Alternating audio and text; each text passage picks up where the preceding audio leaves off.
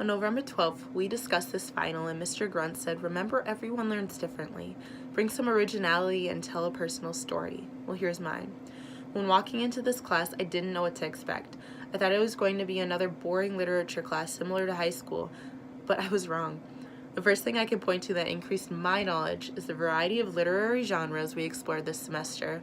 I now walk into the world with the ability to have intelligent conversations about the great classic writers such as Homer, Natasha Treshway, William Faulkner, Mary Shelley, and August Wilson. Through our class discussions, I paid close attention to what Mr. Gruntz was Rocky Mountain fishing for, so I could better gauge what he was looking for in a paper. He emphasized literary patterns through the text and taught us to search for the rule of three. He taught that in all art, whether like in theater and the Guthrie, or in film like Oh Brother, Where Art Thou, there are no hidden meanings. It is the reader's job to interpret literature for their meanings, which are clear as day to any close reader. Mr. Gruntz always filled our days with trivia and knowledge. While reading the Odyssey, we learned the word hubris, meaning to have a big ego, and Mr. Gruntz used the example of St. Thomas being sore losers at a track and field event. Soon enough, our first papers were just around the corner. Mr. Gruntz was the first teacher who asked me for a so what connection to the world after every main body paragraph. He was also the first teacher who allowed me to say I or us in a paper. He didn't want us to find symbols, and he preferred we search for figures.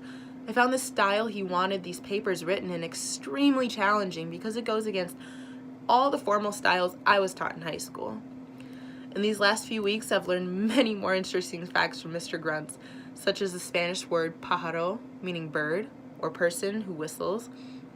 Mr. Gruntz said this to emphasize the point that words have multiple meanings. I learned that a palindrome is something that can be reversed, for example, a poem. I learned not to get in between a pig and her sow because she just might bite your leg off.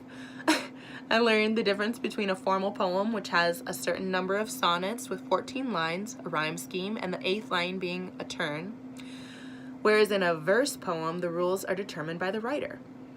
I learned that a woman sitting on her hands, like in Light in August, is an old Southern remedy for pregnancy.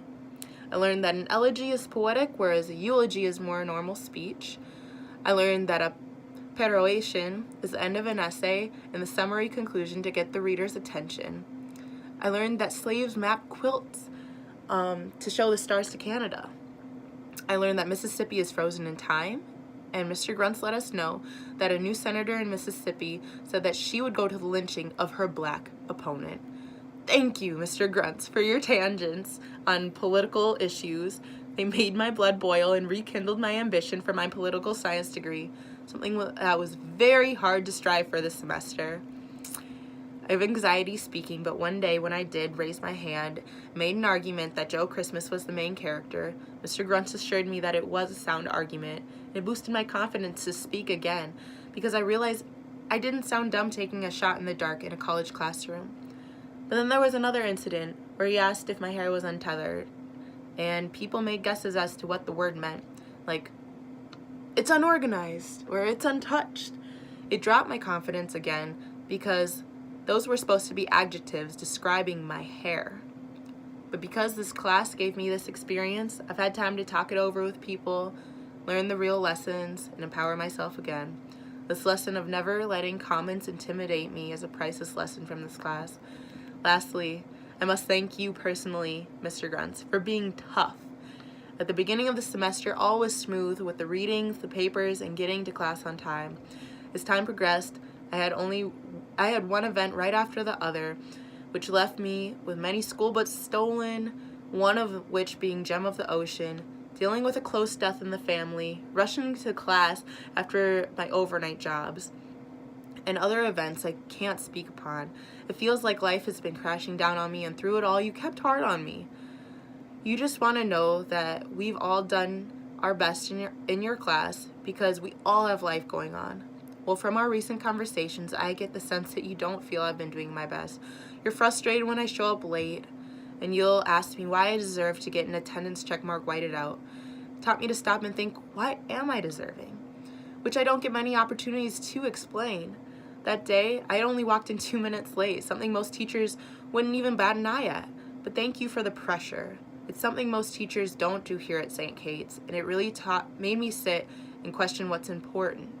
It came down to school or my mental and emotional health some days.